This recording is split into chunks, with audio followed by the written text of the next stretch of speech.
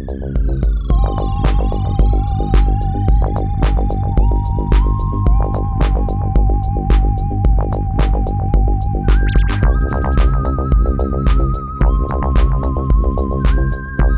guys, welcome to Conspirinormal. We're actually doing 2 shows in a row this week apart from each other. To a slow start of 2023, but it's been fun nonetheless. And here we are with a couple of our favorite guests. One that we haven't had on in a while, but did one of the best shows that we've ever done on Elvis and the Paranormal, which if you guys haven't listened to that, you need to.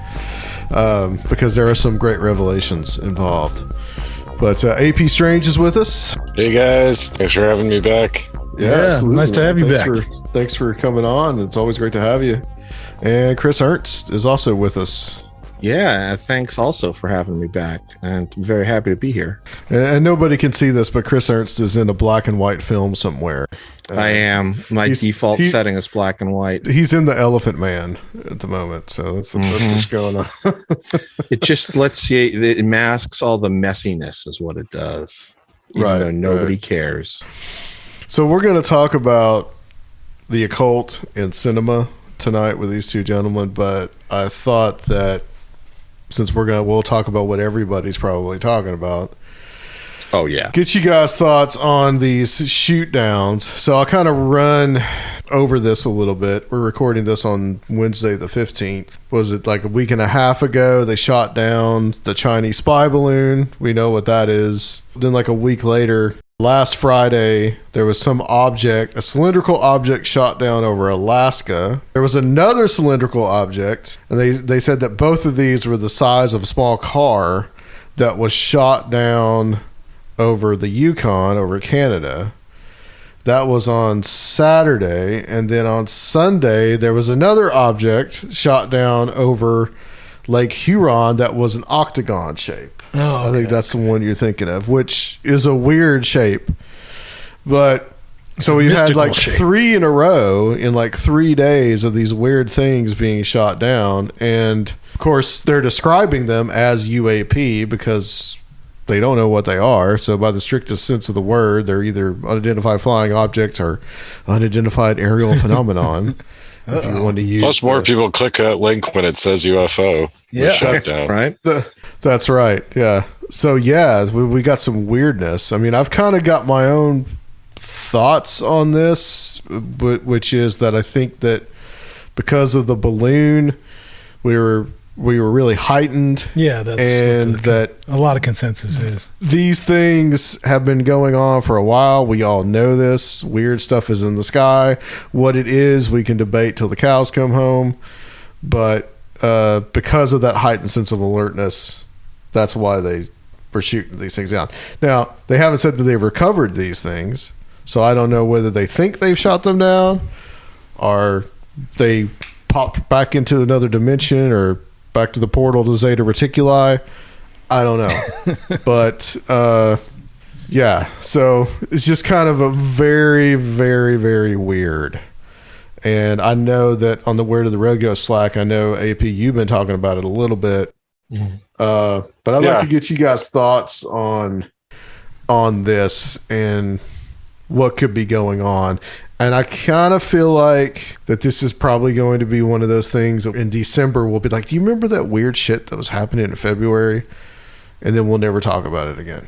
But right now it's like, you know, UFO Twitter has just blown up with this. But what the people really want to know is if Elvis was involved. Right.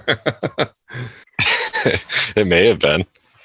There's the 2001 connection because Elvis used to always open his Vegas shows with the Spake Zarathustra theme from 2001. So with the monolith and the balloons, it's all connected. So Elvis was coming back to Earth and they shot him down. Is that what's going on? Very well could be. He was in the octagon craft. So what you guys' thoughts on this?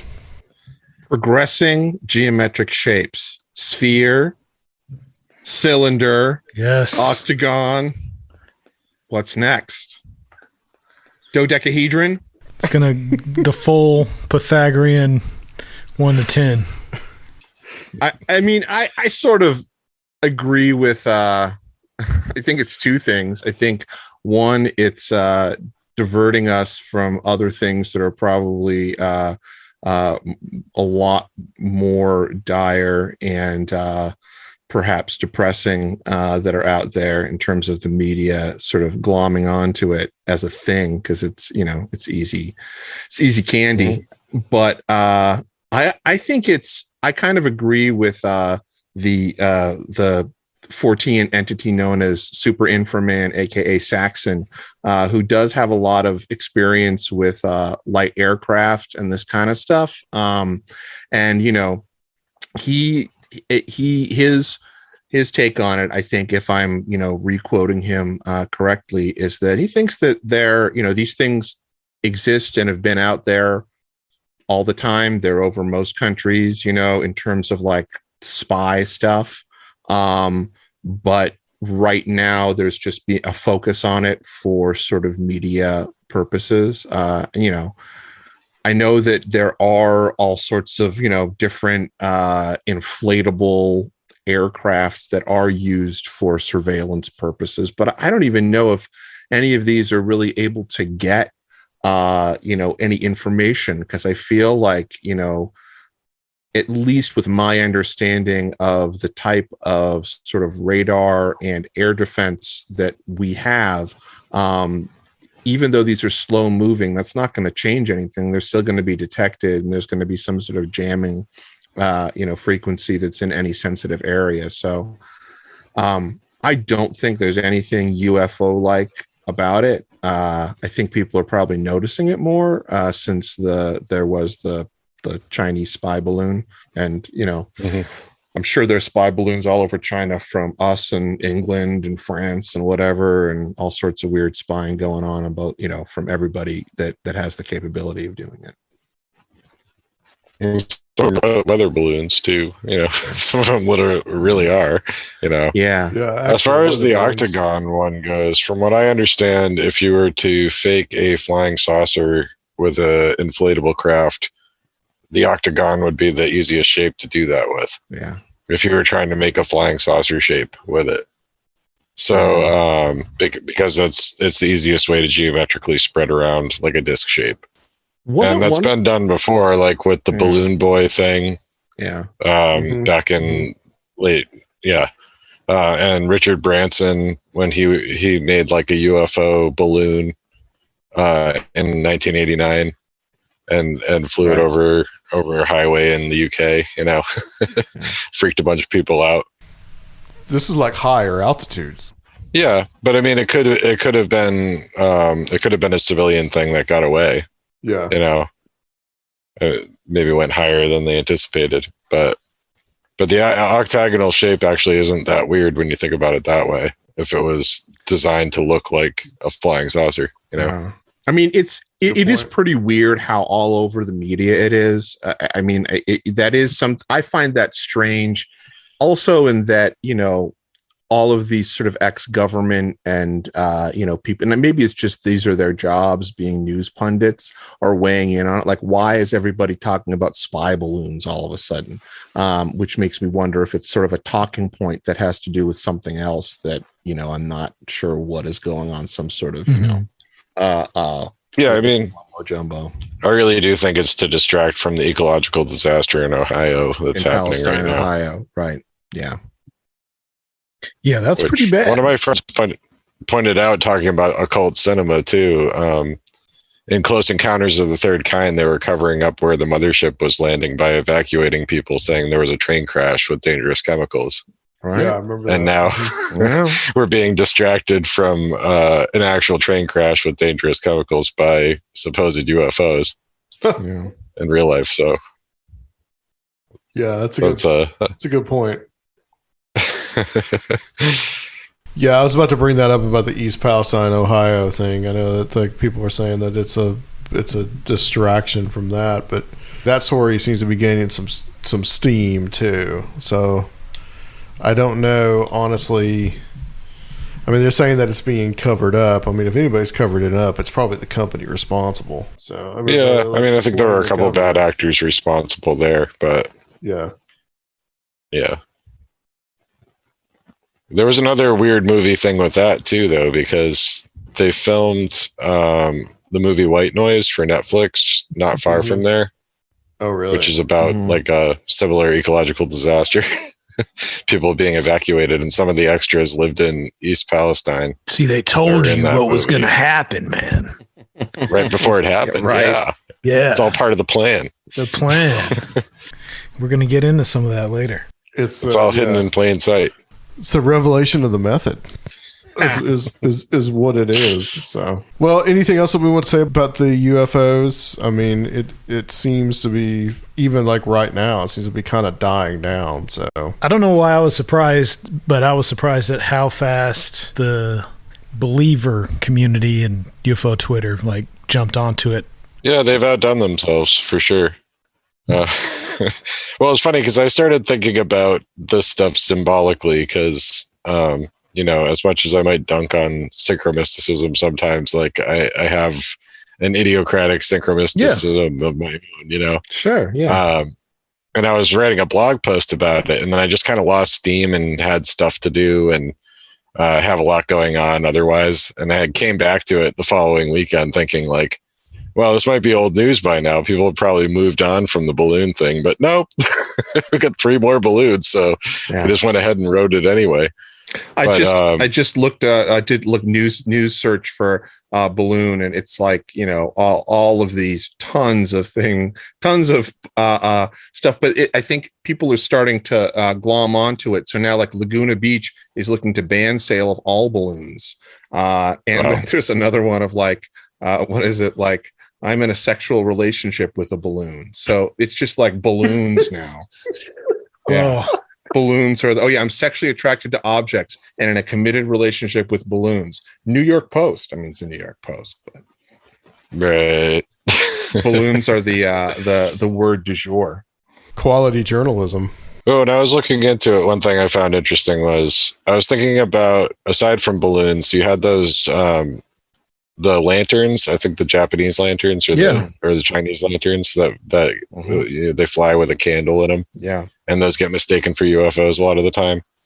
So I was trying to I was looking up Chinese lantern, and I got back the Lantern Festival, which is celebrated 15 days after the Chinese New Year, which was the day that the Chinese spy balloon was shot down. On the Lantern Festival Day? Yeah, I think so. Oh, wow. That is pretty wild. Little quinky dink. It's weird stuff, yeah. Well, what you were saying, Chris, about the technology, spy technology, is when I heard the cylindrical object and that it was like the size of a car, I mean, I immediately went to drone. Well, oh my God. Why they're all being noticed now? I mean, maybe it's more people are looking for it. That is something that I don't have an answer for, why we're getting a cluster.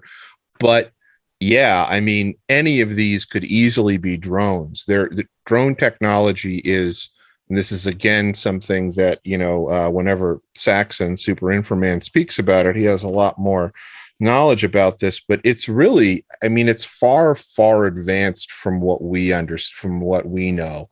So there's all sorts of stuff that's being, hybrid. At one point, I think, and I don't know if it was him who was talking about it, somebody was talking about there being, you know, essentially a hybrid of like airship, you know, some sort of lighter than air airship with drone technology, and it being like really massive too in the way that it is, but it could move absolutely silently with, you know, very, very little power at a really, you know, slow pace at high altitude. So, you know, there could be all sorts of weird things that are used for spying that we're not aware of. You got to imagine that there's some severe competition when everybody's got satellites and everybody's got drones. You know, the impetus to sort of for one-upmanship, I think, has got to be huge in the private sector, if not in the, you know, Pentagon itself. Things are heating up geopolitically, especially with the South China Sea right now. So it makes sense. It's just we might just start shooting each other's shit out of the sky. Right. Yeah, it's a whole lot of posturing too. Yeah, for sure. I mean, I'd rather that it's posturing with flying robots than with real human beings. Maybe it is a little more humane, right? All things should be settled. Yeah. We should have world leaders just fight each other in Rock'em Sock'em Robots. Right with you. I'll vote for that. Perfect. Well, let's get into the main topic tonight. So we're going to leave the strange world of UAP or whatever, not so strange world. We're going to talk about cinema and the occult.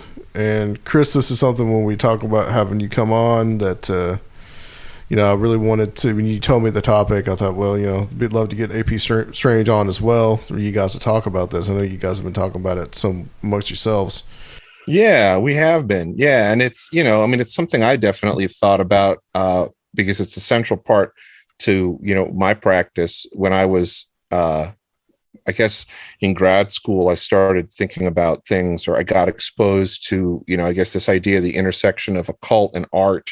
And it's got a huge, long history. And this isn't the sort of, I think that it's been really popularized in a lot of ways by this sort of Marina Abramovic, spirit cooking, Pizzagate conspiracy stuff, this linkage of essentially it's satanic panic around modern art.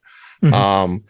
But really what it comes down to is I think it comes down to the similar thing that, for anybody that's familiar with the work of Austin Osman Spare in the early part of the past century, he's the guy that essentially invented sigil magic as we know it now, and was sort of a contemporary of the elder Crowleys, though he rejected really working with them. But he has this fantastic sort of, essentially the art that he was doing was a, magic, spiritual, supernatural working, but it was also in many ways like a psychological experiment, delving into the psyche. You got to imagine that this is all coming after the rise of psychoanalysis. So it's still really fresh in people's brains. But, and I think that when you get to cinema, which is in many ways like a contemporary of psychoanalysis when it came about, and a lot of the experiments in cinema and a lot of the avant-garde stuff, which is where you find these intersections with the occult. And really, it's because people are trying to explore mysteries. They're trying to explore the unknown. And it doesn't come from, I think, anything but that sort of same level of curiosity that get people who are into magic, say, looking for the grimoires. It's just so happens these people are artists, so they express themselves in this output of stuff, and the occult is, very much a part of it. And this is before the occult, and I guess at that same time too, the occult was becoming sort of a culturally popular thing, because it was, the occult revival that was happening, in the 20s, 30s, and that keeps sort of happening every, few decades. So anyway, cinema, there are certain people that I thought we could talk about that are approaching filmmaking from that same perspective that Austin Osman Spare was as an artist, where they're approaching it not trying to make a film about the occult as a topic or about something mystical or spiritual or supernatural as a topic, but the filmmaking process itself and their art, for lack of a better term, is in and of itself some sort of magical working, and they're integrating things in there. So that's kind of where I chose the talking points that we're going to discuss from here. So I don't know if anybody has any comments or thoughts on that, questions, things. Very, very well said. This is going to be interesting. And you are an insider as a filmmaker yourself. To be 100% honest, this is what I teach. I don't teach film theory per se, but I do teach. I'm a film professor. I teach at a small university in Maryland. It's my job. And I specialize essentially in experimental film, though I do teach the practice of actually making filmmaking. A lot of how I teach it and a lot of the classes I teach integrate theory and history in there. So it is something that I do spend my time researching. When you think about the time period you're talking about too, that's also the overlaps with surrealism And I think a lot of people don't give surrealism as much credit as it maybe should have for how much occult stuff is kind of interwoven in it, and how many of the aims of surrealism in general are aimed directly at the same thing, you know? Absolutely. Yeah. I mean, the three people I can think of are Jumain Delac, Dali, and Buñuel, who were like these three filmmakers that were the sort of crucial filmmakers for the surrealist movement. And the surrealists, you know, as far as my understanding of like one of the core aims of surrealism was what they called pure psychic automatism. And again, this is coming out of the same thing, like you mentioned, you know, this same time as I was referring to. So it is coming straight out of psychoanalysis and psychiatry as a thought process and a philosophy, I guess, coming into being. So it was very much thinking about the unconscious. And the idea was that the surrealists wanted to directly access the unconscious. There was this idea of like somehow surpassing the ego and getting to that unconscious there. And that a lot of the ways... Yeah, go ahead. The term surrealism actually comes from super realism. Mm-hmm. So it's supposed to be hinting at the underlying reality that's actually greater than the mundane reality that we perceive. So it's pretty mystical anyway, right? Oh, totally. And a big thing was trying to get people to look or like change their perspective on something that is like normal or mundane. And a lot of the ways they would go through that are these, you know, like methods of shock, sex, this idea of sort of shocking the unconscious, like bypassing sort of your senses through shock. And this is just one of the ways, or nonsense. Like that's why people associate surrealism with these things that are like nonsensical or, you know, shocking, is because the idea is somehow to like circumvent your consciousness to get directly to your unconscious and unlock something. Mm-hmm. Some of it is almost exactly the same as what you see in channeling and mysticism and things like that. 100%. Yeah, there was a thing that they would do called automatic writing, you know, which was essentially automatic. I'm switching the terms, aren't I? Or was it? Do they also? No, they both use the same terms. I mean, automatism. Yeah, I mean, automatism, basically, yeah, because they're borrowing stuff from spiritualism too, you know, like, which was culturally kind of had been a fad, but, you know, was also informing this. Yeah, I mean, a lot of their things, the exquisite corpse, where you would sort of pass around, I don't know if anybody did this as a parlor game, where you would either pass around a note where you'd start a poem with one line, fold it over, give it to somebody else, they'd write a line, or you'd do it with a drawing. And the idea was to sort of create this collective, like Frankenstein's monster, that somehow is like drawn out of the collective unconscious, and that is joined blindly by, you know, several people that are making it together. All of these games, a lot of games were involved, but not just games like rituals. Ouija board very much was involved. You know, it was really interesting kind of merging of the idea of creative play and sort of spiritual or mystical, like channeling or you know, allowing yourself to be ridden or accessed, you know, or the muse to speak through you in a way, I guess, which in this case would be your unconscious, you know, somehow flooding out. And all these influences that impacted art go on to shape film for people with this train of thought. And it's like a way to explore the unconscious and the mystical. We think in pictures, so film is a perfect way of speaking to that part of the mind that dreams. Mm-hmm. Yeah, I mean, I think that we're, you know, that images are the, as a colleague of mine says, the lingua franca of our, you know, day and age, and especially moving images more and more. It's really interesting, you know, if you want to think about things in sort of like a larger, like mystical conspiratorial control system, which some like to do, including me, you can think about how strange cinema is and how much influence it has had on our society more than, not more than many things, but there are other forms of media that have had some. But there's something very particular about cinema, and the fact that it still exists. And I use cinema broadly. I mean, I know I'm saying it kind of as an academic term, and it's just because I'm used to it and it's embedded in my brain. But what I really mean is like moving images. So yeah, it started out as film, but that form of like the sort of narrative, or even if it's a non-narrative, this idea of like conveying information through this simulacrum of reality that takes a 3D world and places it in a 2D world, that hasn't gone away. I mean, even TikTok, it's the same thing. Look at all the stuff where people who are sort of famous doing essentially camera tricks on TikTok. It's all language of cinema and stuff like that. So and the meta VR world does not seem to be picking up as fast as I think they projected. It keeps on having. I think augmented reality is going to be the thing.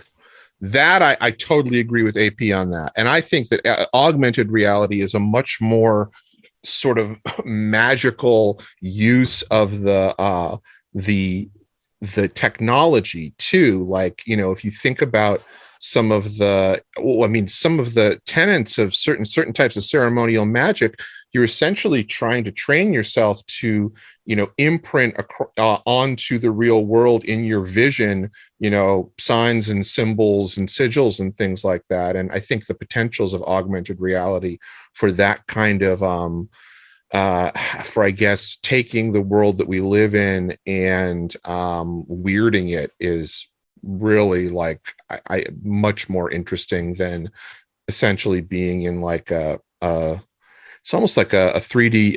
It's essentially being in a game, which is great. Like, I love gaming and stuff like that. I think that VR gaming probably would be great if the technology wasn't so expensive, but I don't know. It feels different to me, at least.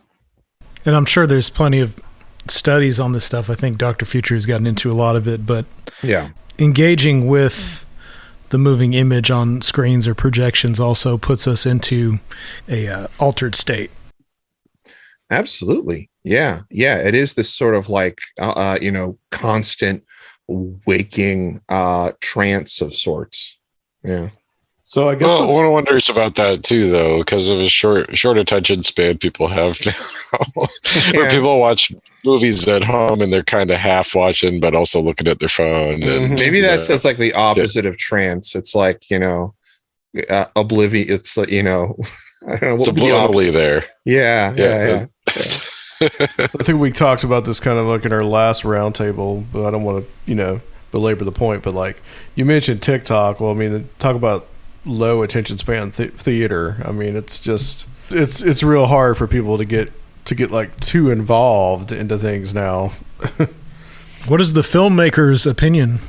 Well, I mean, I think so, but at the same time, I feel like the older I get, the more I realize that there's the whole like old man versus youth thing that ends up happening no matter what. So I don't want to, I guess I don't want to jump to conclusions, in the same way that, I don't know, my parents thought music videos were stupid or, whatever, I feel like there's each generation you can see the same thing happening. So I don't know. I don't know what's going to happen with TikTok. I mean, most of the stuff I see on there, the only thing that I've found to be really interesting is the fact that people are really getting good at doing almost these like Michel Gondry type in camera, or not in camera edit type things where, there'll be a trick, like I'll have forced perspective, or there'll be like a mug here and you'll think that it's tiny, but it's really huge or something like that. Nobody could see what I just did, but I held a mug up to the screen. So there's a lot of like cool visual tricks that I see people doing there.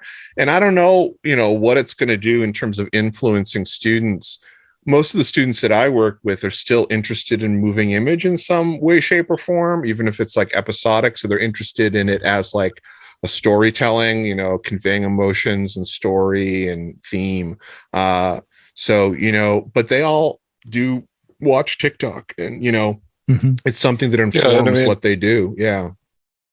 Stephanie Quick has pointed out a couple of times that there are a lot of TikTokers. There's like a whole genre of it that's reality shifting, I think is what they call it, or reality bending. Yeah. So they're basically doing something magical with these short form video segments, and that at least to them, they're shifting their reality and bending it to their will. And that, which may mean to them they're also living in an extra life in a fictitious universe or something like that. But it's still fascinating. It kind of plays into the same thing. So it's totally fascinating. Wouldn't be too dismissive of it. You're talking about a narrative, but a lot of these filmmakers we're going to explore tonight kind of go outside of that normal narrative storytelling paradigm, right? Right. And incorporate what you're talking about. Yeah, I guess I should use the term narrative. I probably shouldn't use the term narrative because at least with cinema, it has such specific connotations.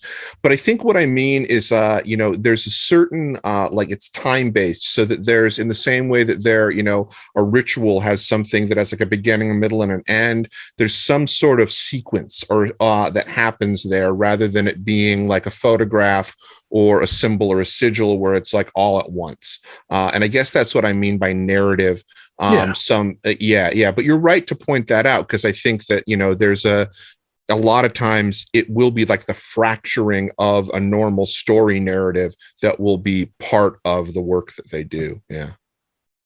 Because there's something else going on, something that isn't easily explained. So this art really provides the best canvas for that. And a lot of times I think it's the same reason why, talking about the surrealists, why you would use this idea of shock, or is in sort of prompting the viewer or the audience not to passively take in information, but it creates sort of like, it makes me think of, again, whatever caveats we want to say about Carlos Castaneda as a person or as like a cult leader. Some of the information in the books I find to be interesting, especially because it comes from a lot of anthropological texts he stole it from, as far as I can tell. And there's this one thing that was, done where you basically you get struck on the back to shift what's called your assemblage point, which, in this particular cosmology, which isn't really novelism, but it comes from certain Mesoamerican tribes, there's this, it's essentially like the center point of your consciousness, and it's supposedly when you get struck by a shaman in this particular way, it shifts your perspective.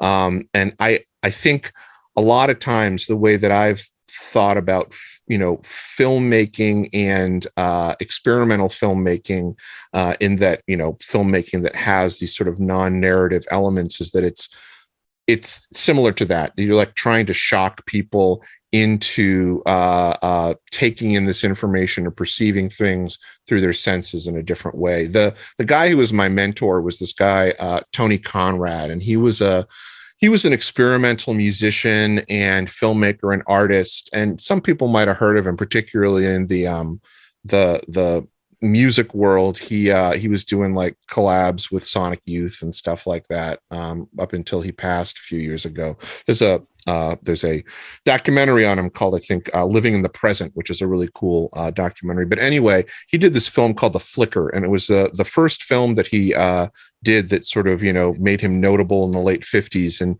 it was this film which was essentially, he came up with a particular pattern. He was a Harvard mathematician, and he was interested in doing with film, trying to send people into some sort of psychosis, or affect them mentally, like not as hypnosis, but like essentially like shocking them into an altered state of consciousness. And so, he put together this film called The Flicker, which was, you watch it, it essentially looks like this rapidly flickering black and white. And that's what it was, is that it was, just these flickering frames of black and white. And but he had a particular mathematical pattern, and he had this as almost, I think it was some sort of algorithm. I don't remember, but he would always sort of insinuate that it was something he figured out, that if you do this the right way and you have the right circumstances, this will send people into a different conscious state. And this was the kind of stuff that a lot of these filmmakers were doing. It wasn't just I want to make something weird for weird's sake. Like, they were trying to enact change upon reality. Really interesting. But anyway, so yeah, I think that ritual magicians did that too, though. Yeah, absolutely. The Golden Dawn had like a cabinet that you could rotate through different colored glass, You were getting hit with different colored lights. Yeah. And it was supposed to change your perception. And I mean, one of the oldest forms of magic is just staring into a flickering flame. Absolutely. No, you totally, absolutely, man. And Tony knew all that. Like that's where he's, he was the one who turned me on to, Kenneth Anger and all the stuff. Not that was his deal, but he's like, oh, you're into this. Check all this stuff out. I wasn't alone, man. Yeah. Well, I guess let's start. We'll talk about the first person on the list you have here is David Lynch. Yeah, I mean, know you're a big David Lynch fan. Yeah, so. I really do like his work. And I think that I think his work is very interesting because of the sort of occult underpinnings in it. I don't necessarily know if Lynch is trying to enact some sort of change as much as I think that Lynch is more working from a standpoint of what I would say like channeling almost, like his big philosophy. And if anybody's familiar with, he wrote this book, it's a book of like aphorisms, which is very him, called Catching the Big Fish. Mm-hmm. And it's a lot of him talking about his creative process through these sort of Zen koan like little sentences or paragraphs where he talks about essentially diving into the collective unconscious and through his meditative practice and trying to fish for ideas and talking about how these ideas or these stories or these things that he talks about, they come to him not from his own idea but from him fishing in the collective unconscious. And I think that he believes to some very real extent, particularly because he's kind of steeped in Vedic philosophy through his his interactions and his allegiance to the transcendental meditation movement. He thinks about this as being something that he is kind of channeling, even you want to talk about it like a muse inspiration or whatever. But yeah, it's the what you see on screen is very much coming, at least he believes, from someplace that's not himself. So you got to keep that in mind when you're thinking of sort of the themes and the symbols that are in his stories. Mm-hmm. But on top of that, there's also the added thing of Mark Frost, who is the person who wrote Twin Peaks with him. If we're specifically talking about Twin Peaks, is that Mark Frost is like a huge occult history geek. And if for anybody who is a Twin Peaks fan that's read The Secret History of Twin Peaks, which is a novel that Mark Frost put out right before the Twin Peaks The Return season 3 came out, it essentially creates this meta narrative theory of everything that connects Twin Peaks to Lewis and Clark, theosophy, ancient Native American, stuff, Jackie Mason, Richard Nixon, like every conspiracy, and everything that's talked about on this show and Where Did the Road Go and everything else. It's pretty crazy. I mean, I think he even mentions the weird guru that I am into, Meher Baba, in there once. And it's, pretty comprehensive look at the inside of Mark Frost's brain. So I think that's where you get this special sort of combination of Mark Frost and David Lynch with Twin Peaks, and it creates what Twin Peaks is. Yeah, I think Twin Peaks and David Lynch have really become a big entry point for people into this idea of esoteric film in the same way I think that Kenneth Anger probably was for previous generations. Yeah, very much so, because they're both esoteric, I think in their origins and process, but also esoteric in their themes and their content. So you get a lot from them. And they're both very well studied in the history of Hollywood and the mysteries of Hollywood too. Of course, Kenneth Anger came out with those Hollywood Babylon books that are really great and like detail a lot of the early seediness of the early 20th century Hollywood and all that kind of stuff. Yeah, very interesting. And he was heavily involved with that scene. So for people that aren't familiar with Kenneth Anger, he was a filmmaker that came out of he came into prominence in the 60s.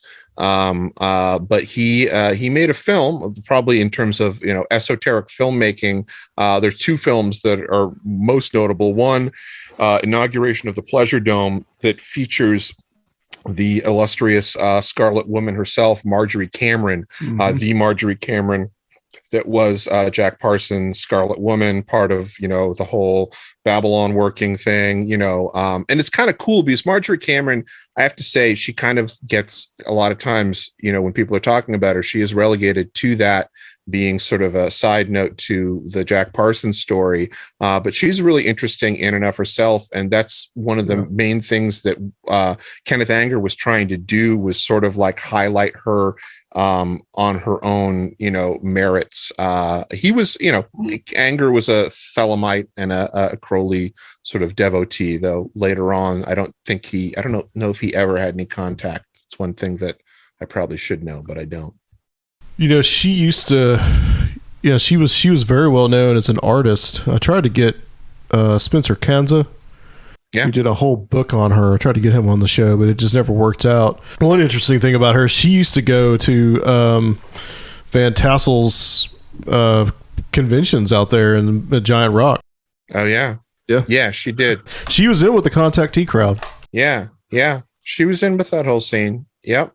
And Anger was, a lot of that scene was, there was crossover, like Anger had crossover with Manson, like there are very few degrees separating a lot of these groups. And I think, anybody who probably wants to know more about that should talk to Go Rightly. But Bobby Beausoleil. Bobby Beausoleil, yeah. So the other sort of famous film that he did is Lucifer Rising, which is essentially him trying to invoke Lucifer a la Crowley, in a thelemic way, by, making this film shot in Egypt with, Marianne Faithfull playing Isis. And it was originally supposed to be Mick Jagger playing Osiris, but there was a problem, and it was after, I think, Altamont, and he couldn't do it. It's and then Kenneth Anger's doing his, he's in a circle doing his ritual summoning and stuff like that. Bobby Beausoleil did the soundtrack for it. A really cool one. Yeah, after Jimmy Page, they had a falling out. There is a version of it with the Jimmy Page soundtrack that exists out there. But yeah, it's a very cool soundtrack, and they were tight, and Bobby Beausoleil recorded it in prison. Yeah, I think so. Yeah. It was recorded in prison, right? Yeah. I know Jimmy Page is in it. Like he is in it. Yeah. You can find. It's pretty easy to find like versions of this if people are interested. Like they might be low res versions, but they're around if you just look on YouTube. And there's some great collections now on DVD of like all of his films. Specifically, the collection of Anger films, if people are interested, is called the Magic Lantern Cycle, and if you look for that, you can find. I think there's a DVD that has all of it on there. He's a weird dude. He says Lucifer tattooed across his chest. He's like 88 now, I think. Yeah, he's still trucking. The soundtrack to Lucifer Rising, the Beausoleil version. Yeah. Really killer. It's totally really great music. It really is. It's crazy to think it was recorded under prison, Yeah, it's pretty cool. Are there particular reasons you think that Twin Peaks really resonated with so many people? Because it's either you get it or you don't. A lot of people who are not into esoteric stuff as much as us, of course, are really into it too, and it really strikes a chord with people. Yeah.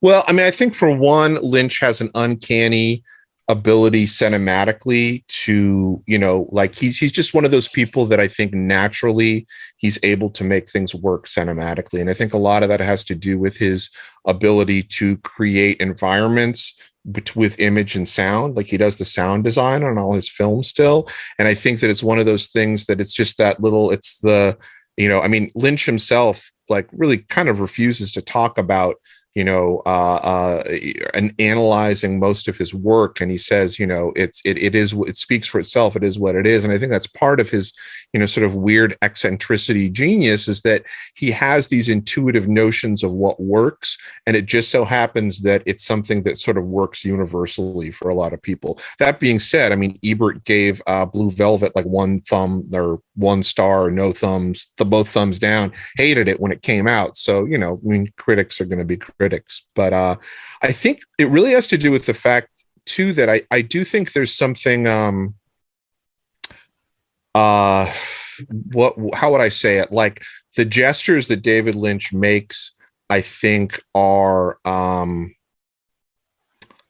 there is some like genuine weight behind it, in that he's not, the fact that it is honest. And I'm going to make, and this is just, this is my own sort of interpretation of it.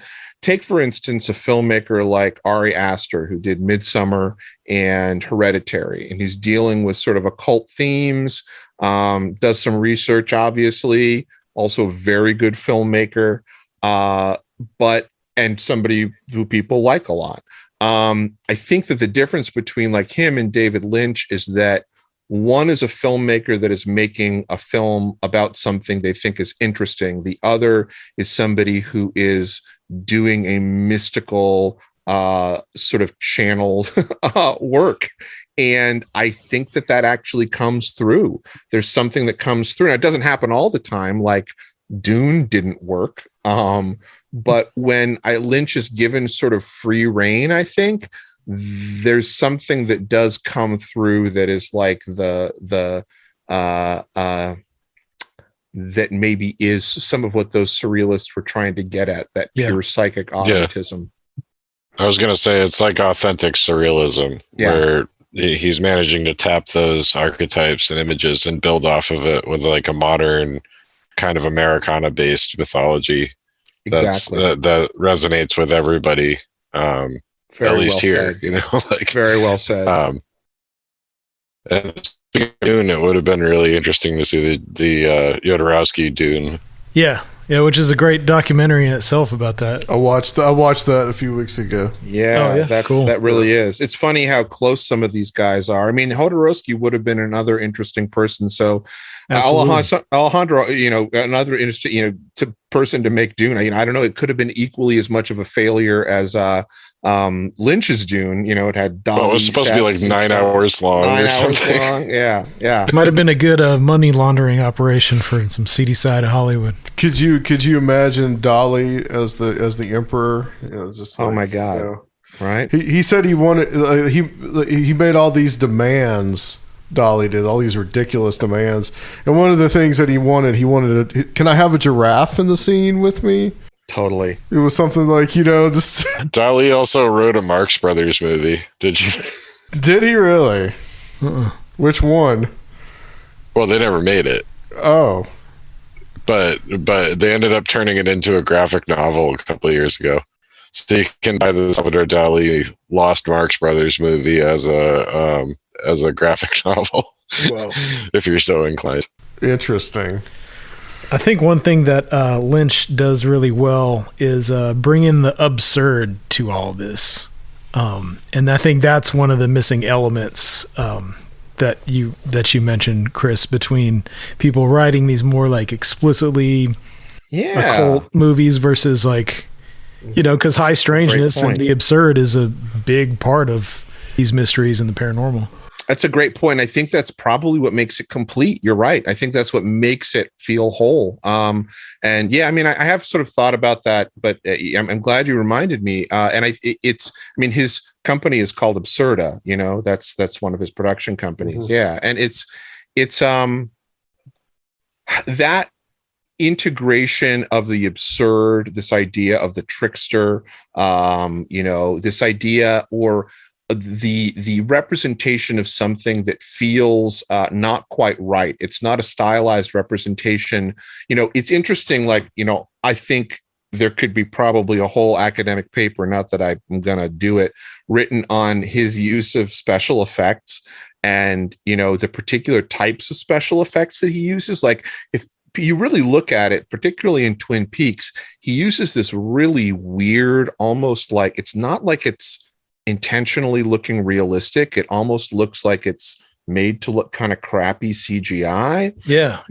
But if you compare it with his sculptures and his paintings, it looks almost exact. It's like he's bringing to life his sculptures and paintings. So, I mean, there's something he's doing there that I think is really weirdly symbolic, and, nobody quite understands, but somehow has like made it past. Didn't work in Dune, but it makes it past like the censors, so to speak, or people just kind of say, oh, that's him being weird. But some of the absurdity of that, or like the it being something that like your brain can't quite wrap its head around the dimensions or why it looks like that or why it's doing that, is completely by design. Okay, so Chris, I mean, I got to ask you about this. Lost Highway as a UFO abduction story. Okay, yeah. This may help me finally understand Lost Highway. So it is something that, this probably originated with a person who I'm not able to give credit to, but it's something that's talked about, I guess, in like academic David Lynch circles, is this idea of Lost Highway as essentially a UFO abduction. I don't want to say 20 and back, but it's something like that. Like that's what it's representing. It's representing. So if people are familiar with Lost Highway, there's this essentially it starts out with this character that is played by Bill Pullman. Mm-hmm. And then halfway through the film, the character essentially wakes up as what's his name, Balthazar Getty, in a prison. And it's like the and again, you can look at this in Mulholland Drive too. There's this idea of sort of like the doppelganger, which he's worked with a lot in Twin Peaks, but in particular in Lost Highway, there's this, and maybe I've just glommed onto a rumor or something that I heard, but I think that if you examine it, if you think of it as a UFO abduction story in a similar way to like, not specifically the secret space program, but one of those ones where there is a dilation of time that's an integral part of it, that it kind of makes more sense in that there is this like, we don't know who the entity was. I mean, the only sort of person who's representing it is the smiling man, played by Robert Blake, who's like, we're in your house right now. But even that right there, like, I feel like it's coming at it from almost a Whitley Strieber abductions. So it's not like you're getting picked up, but it's like you take the Whitley Strieber story and then you sort of like combine it with Travis Walton's Secret Space Program. And if you examine or like watch Lost Highway from that perspective, there's all this other stuff that's going on there that, I'm sure people could maybe or maybe not find connections with, but it reads to me, and I watched it like last year and thought about this, and I'm like, okay, I'm good with it as a sort of like, either Alien or, I mean, I'm going with Alien. It could, I guess, be a Faye abduction story. If Josh were here, he'd say, what's the difference? But, yeah. So maybe tell me I'm crazy, or if you're the one that came up with this, you can chastise me and sue me for libel. But yeah, that's the movie that like I feel is like the most inscrutable. Even Mulholland Drive, I mean, as crazy as it is, you're still just kind of just like, well, it makes sense. I see what he's doing. But Lost Highway makes sense in a way, but it's just that switch is just weird. And you're just like, why did he do this? Yeah. Why I cannot tell you. But I will say that, I do understand to some degree where he's coming from, where he says like, I just do things because they feel right, because I think I'm supposed to do this, and I've had that feeling before. Not that it necessarily works out, but it's there, and wherever it's coming from, it can be louder or quieter, I think, depending on how receptive you are to it. You also mentioned occult Hollywood brainwashing in Mulholland Drive. which I could see that. That's another thing. That's like, so I guess, this is more along the lines of sort of a Kubrick type conspiracy. But, another one that I've come across is that to some degree, Mulholland Drive is he's inserting some of what he or representations of some of what he noticed in Hollywood in terms of occult brainwashing, and that's in particular like with the character that's played by Naomi Watts. I'm sorry, not Naomi Watts. The one that's played by Laura Herring, and her involvement with what are never sort of literally spoken of as like dark occult forces, but kind of is. And then her showing up again in Inland Empire as sort of part of this cadre of like lost Hollywood chanteuses. Now, I don't necessarily know if there's any credence to that, but it's something that, I've heard amongst the sort of myriad David Lynch conspiracies or mysteries or rumors that exist out there. And, I don't know if it personally, I don't think, from what I know of Lynch as a filmmaker and artist, I don't think that he would do anything like that, because I don't think he works that way. I think the opposite is probably, I would say the opposite might be true of Kubrick, and we could talk about that thing that AP brought up, which was this interesting article that Go Rightly wrote about Eyes Wide Shut. But yeah, I guess I don't think Lynch does that kind of he'll put mystical and spiritual sort of symbology and Easter eggs in there, but I don't think he's putting pedo conspiracies or brainwashing conspiracy. Well, he was the target of one too, from the actor that played the man from Another Place, the arm. Yeah, the guy Yeah, he went off his rocker and started accusing David Lynch of being part of this like Hollywood elite pedophile thing, and he was like all a Trumper and Pizzagate kind of guy. Yeah, that's why he's not in The Return.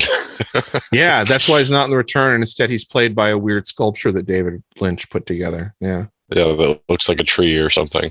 Yeah, it's like a weird demon tree. Let's talk about the Kubrick thing, because I read this article back whenever one of the times I first had Go Rightly on back in the day. Yeah, right. And it's from what I remember, it's just, he's got a lot of stuff about mind control and things in there. That's interesting. And right. It made me think of like The Wizard of Oz, which Go Rightly gets around to at the end of that article. Yeah. And if you want to talk more about L. Frank Baum, you can at the end there. But yeah, basically it's, and I remember reading this too a while back. But essentially, Adam Go Rightly is making the case for Kubrick's Eyes Wide Shut as being having like numerous veiled allusions to MK Ultra and Monarch sex slave programming. And a lot of that has to do, and this is why I personally beyond usually liking sort of Go Rightly's take on things, I'm not a big Kubrick conspiracy, adherent, but I do think that if there's anything that, rings true to me, it would be this, in that there are a lot of like anomalies that are very un-Kubrick-like that he sort of points out in the way that the film was made, that makes him think, at least, that what Kubrick is essentially alluding to is just what he experienced. And, who was that Republican congressman that recently, he had like one term, and one of the first things, he was a young guy, and he was like, all the Republicans having these crazy sex orgies. They invited me to a sex orgy. Yeah, Madison Cawthorn. Yeah. Right, exactly. And that combined with, all the very, very, easily backed up rumors of like Roger Stone and all his cronies and the sex clubs in Manhattan they were going to. I have absolutely no doubt that there were crazy sex party Eyes Wide Shut things going on in Hollywood, and amongst Roger Stone is openly into S&M for And I wouldn't be surprised to, because Jeffrey Epstein is a real thing, and sure, he wasn't the first one going on with that this was going on, and Kubrick saw it, and he was making a film that, part of its sort of nature was to be this conspiratorial thing that is giving you these Easter eggs and these veiled references to something which is, very real. It's not like it's trying to point the finger at some satanic ritual abuse. It's talking about something that, actually is documented as going on. So, and it basically, people can, if people want to look, they can, pretty easily find the article on there. But like, just for instance, in this, one of the things he points out is how unlike other Kubrick films where characters have these sort of like really well-developed complex characterizations, the characters in the film are more sort of like cardboard cutouts, and like Golightly's like, this is the desired effect that Kubrick was going for. He's trying to make these people seem as if they're, walking around post mind control. The choice of Kidman and Cruise, was like specific casting because, of what they represent, and also their sort of emotional depth. There's a lot of other things in there, but it seems like it's a pretty compelling and I think realistic argument as far. And I'm, the Pizzagate type stuff is the last thing I'm, ever into. Not that this is anything like that, but even the Room 237 Kubrick moon landing stuff is, doesn't hold much water for me. But this seems but it's so bonkers, it's fun. Yeah, I love that movie because it's great. People are reading so much into it. They're like, there's a can of tobacco up on the shelf with the Native American man on it, and that means this, Yeah. But then, like, we're gonna explore later, like, who's to say how much of this isn't this kind of feedback loop at this point, especially, and who's to say that Kubrick wasn't inspired by some conspiratorial type of ideas? I mean. There's a couple weird things with that. I mean, you brought up Kidman and Cruise, and it's like Tom Cruise being the most prominent, probably Scientologist, and that playing a lot into their real life marriage, where I think Kidman's father was a psychologist or something like that. So he basically considered his in-laws repressive people, and of course they ended up getting divorced later. Yeah. But Kubrick was like holding them hostage for over a year filming that movie. Yeah. Well, it's just, the story, and then he died before, so he didn't even get the final cut. Right. The storyline is based on that short story. I forgot the name of the short story. So a lot of those elements are still in there.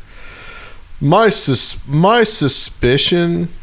of what Kubrick, what he pulled, where he pulled that, especially the ritual scene, I think it really comes from what was going on in the 80s with Roy Radin, who was this who was really trying, he was like this he was a businessman, had a lot of diversification all across the world. He was trying to get into Hollywood and be a big time movie producer. And he actually did manage to produce the movie The Cotton Club, which is the Francis Ford Coppola film. Well, Roy Radin was also very, very well known for having these elaborate parties that would just evolve into sex orgies on his Long Island estate. And it comes up in the Maury Terry Ultimate Evil stuff. With the Son of Sam, he tries to connect Roy Radin to that. Well, Radin dies mysteriously. He gets killed, probably a mob hit, more than likely. And I think that some of those elements, I think, was what Kubrick pulled into. Maybe he went to one of those parties. I mean, you never know. I think more than anything, too, he's just tapping into, like, what may exist in Hollywood at certain times is probably just a symptom of this, like, aristocratic, permissive, hidden occult element that is there in a lot of different time periods and societies.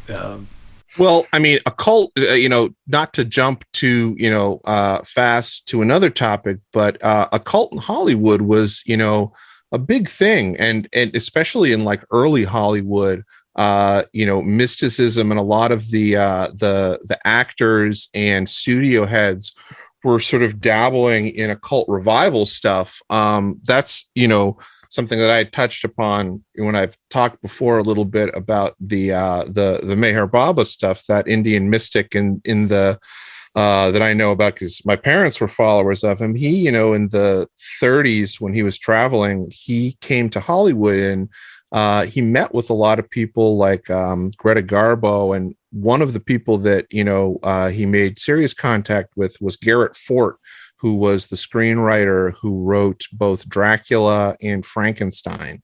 And Garrett Fort was heavily involved with Meher Baba and was like going back and forth to India working on this screenplay that was supposed to be sort of a representation of the spiritual journey of the soul that never came to fruition. But a lot of the writers and stars of early Hollywood were, into similar stuff, like, inviting swamis and mystics and, interested in, occult stuff that was coming over from Europe.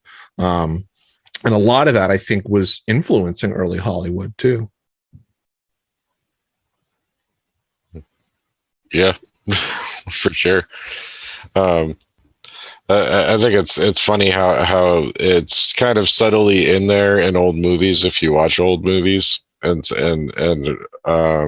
that's kind of why I brought up the occult comedy stuff and in the old like comedies from the 30s and Marx Brothers and Three Stooges stuff, because it's very subtle. It's not like the Three Stooges are doing like a summoning ritual or anything like that. Yeah. But there's these weird little, just allusions to things like reincarnation and, or the afterlife, and seeing how it was depicted like in old cartoons back then and stuff. It's kind of odd to consider that, we always think of, not we, but we as a culture generally think of things moving along progressively from like a more repressive era. But when you go to the pre-Hays Code stuff, like there was like really crazy shit going on in those movies, and people think of it as being, we've moved towards a more liberal and inclusive and open to all kinds of stuff and occult stuff as time goes on. But I mean, it was always there. It was always right in there. But did you see the Grammys? Well, did you want to get into that? The idiocy of the synchromysticism? I think we will at the end. Let's keep it. Let's not let it devolve yet. Just teasing it. We're just gonna keep teasing it. Yeah, let's talk about a couple here. What is the correct pronunciation? Alejandro Jodorowsky. Jodorowsky. Yeah, the J is like an H. Yeah. So Jodorowsky. I mean, you can chime in if there's anything. I don't know if you're a Jodorowsky. If you're a Jodorowsky head, the Holy Mountain. Yeah. Holy Mountain's pretty wild. It's a wild ride. Yeah. Have you seen Holy Mountain, Adam? I have not seen it, but I want to. Especially after watching the Dune documentary. Yeah. I mean, man, like, what can you say about Holy Mountain? So first off, the guy, Alejandro Jodorowsky, if people aren't familiar with who he is a crazy filmmaker that almost made Dune. He made this film called El Topo, all of these different films, not all of them. He actually made only a handful of films, but he also, I think he's living in, is he living in Italy now? I believe he's Spanish, right? Yeah, I think he's Chilean, Chilean, right? Yeah, he was born in Chile. He is Chilean. But anyway, He made all of his films are very sort of mystical cult films, but in particular, there's this film called The Holy Mountain, which he made in '73, it's this sort of wild, like it's got Jungian symbolism in there, along with like all of this heavy alchemical tarot stuff. It's supposedly inspired by the ascent of Mount Carmel by St. John of the Cross, and all this other stuff. I mean, it's got like Hermetic, Kabbalah, Gnosticism, Christianity, Islam, whatever, all sorts of stuff in there, heavy tarot. But it's essentially this like, I want to say it's kind of like Game of Death, or like one of those like old like kung fu films where a guy has to go through this journey of many stages. But it's this The Alchemist is the name of the sort of like central figure, and all of these sort of 10 major characters, I believe, are supposed to embody alchemical aspects of the planets too. But it essentially like follows this character, the alchemist, who is played by Jodorowsky himself. And he goes through this sort of journey that takes him into this like tower. And there are all these sort of like pastoral scenes that he goes through. He's kind of like the Fool or an Animal Man. Yeah. Sort of like, like wandering through like a pilgrim, but sort of feral. And and it's essentially like, as far as my analysis of it, which is not necessarily the correct thing, I think that a lot of this comes from surrealism, honestly. Like, I think a lot of it comes from Buñuel, and there is this guy named Anton Artaud who had this thing called the Theater of Cruelty, and he was this really interesting figure who was like this very esoteric, strange playwright and occultist. Let me add to that. Not about film per se, but I watched an excellent documentary about the living theater. Yes. Which Julian Beck, and I forgot his wife's name, but they were both heavily influenced by Artaud. Yeah. And like, that stuff is wild, the stuff that they did. Yeah. No, it's totally wild. And so, and a lot of it, I guess the reason why I bring that up is that, I think a lot of it is this sort of like idea of like a performative ritual, enacting some sort of change. I don't want to say it's like perichoresis that's, specifically having to do with passing through a doorway, but some sort of, arch. But, I think that a lot of the stuff that Jodorowsky was doing was this idea that kind of gelled later in life when he ended up like, if you go on his website, you can see a lot of the stuff that he's doing now. But he had this film that this documentary that came out maybe it was a while ago, but it was essentially on this practice he had been doing called psychomagic, where he's been working with people using performance art as a way of sort of he would call them like acts of confrontation, where he'd be trying to heal people's trauma through having them go through these really like intense, weird, ritualistic things that they would do that he called these acts of confrontation. Again, coming very much from this sort of like, that theater background there. But yeah, he's, and he would draw everything from like Kabbalah to Gurdjieff and, all this other stuff into it, into the mysticism of the psychomagic work that he would do. And so I think that in his films, this is essentially him putting himself through these sort of, these acts of confrontation almost. There's some sort of controversial stuff too about a rape scene in El Topo and the way in which he went about it and whether or not there was, actual sort of sexual violence going on there or not. It's hard because the way that he talks about things is he's one of those people who like, he's an instigator and he likes to talk about things in a way that makes himself, he's very Crowley-ish in that sense. So I don't know. And both films were kind of like stopped by the distributor. Like they didn't bother making too many copies and sharing them around, right? I believe so. Yeah. And the production company, they were just they were kind of stopped it, but that made it more of a cult classic because it became like an underground thing. Yeah. Yeah.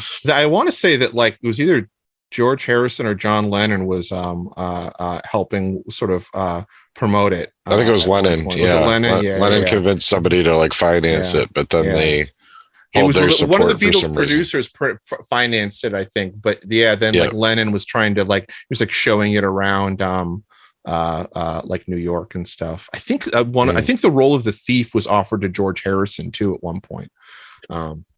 Is there a connection in that movie with the tarot as well? Oh yeah, absolutely. I mean, the entire he has his own tarot deck, I think, right? Yeah. So like he uses, beyond the sort of embodying of these different like the fool archetype, he has his own, well, it's not his own, it's he worked, and I don't remember the name of the person he worked with, but they basically it's a reprinting of the original Tarot de Marseille, because he's really into the Tarot de Marseille. Like that's he thinks there's one tarot, that's it, you got to use that. He's not a big Rider-Waite fan. So yeah, if you look for the Jodorowsky's Tarot de Marseille, it's a good deck. I have it. I want to mention one that when we first started talking about this, I go down to my parents' house and my dad is watching this movie by Terrence Malick called Knight of Cups, and it is very kind of stream of consciousness, a lot more so than most of Terrence Malick's movies are, even though there's a lot of that in all his movies. This is a director who his ambition was to make a movie about the history of Earth, which I guess he finally did get to do. But this is heavily based in like not in the title alone, but heavily based in the tarot, and it has like I think like 8 sections to the film, and 7 of those are all based on tarot cards. Yeah, I did a little, like you'd mentioned this, and I looked into it a little bit, and I'm surprised I remember hearing about it, but I never actually looked at it because there's several things that are interesting in it to me. One being that it's got Brian Dennehy in it, one of his last roles. Yeah. It's not only based on using the tarot, but it has a lot of inspiration from Pilgrim's Progress, right? Which I'm very, I'm quite interested in that. That sort of tale, and I'd like to make a film kind of like that at some point. I remember looking into it, but I never ended up watching it. But yeah, it looks really interesting. I mean, out of any filmmaker that hasn't made an explicitly esoteric film, and I think you could probably argue that he has, Terrence Malick doesn't surprise me that he made this film. Yeah, absolutely, the guy who wanted to make the film about, I think, what was it, Tree of Life? I think it had some pretty esoteric elements, but it's much more, this one was much more in your face. Yes. Yeah, I agree with that. Yeah. I'm gonna have to watch it now. It's on my though I have no time in a growing list. I got to watch this one. One you mentioned here, Maya Deren. I've never heard of. Yeah. This. So she's a really important person, and I probably should, hey, Coco, hold on. You toy, because I'm doing a podcast, Coco. Sorry, baby. And she's gonna be bothering me for the toy now. So Maya Deren, she is a experimental filmmaker and artist, and probably very famous within the filmmaker, particularly the avant-garde filmmaker community. Like everybody kind of knows her. She's like a go-to person. But she is, everybody should know her. Like if you know David Lynch and like David Lynch or Jodorowsky or pretty much anybody, I'd say besides the surrealists, they've been influenced by Maya Deren. And one of the sort of most notable things that she did is that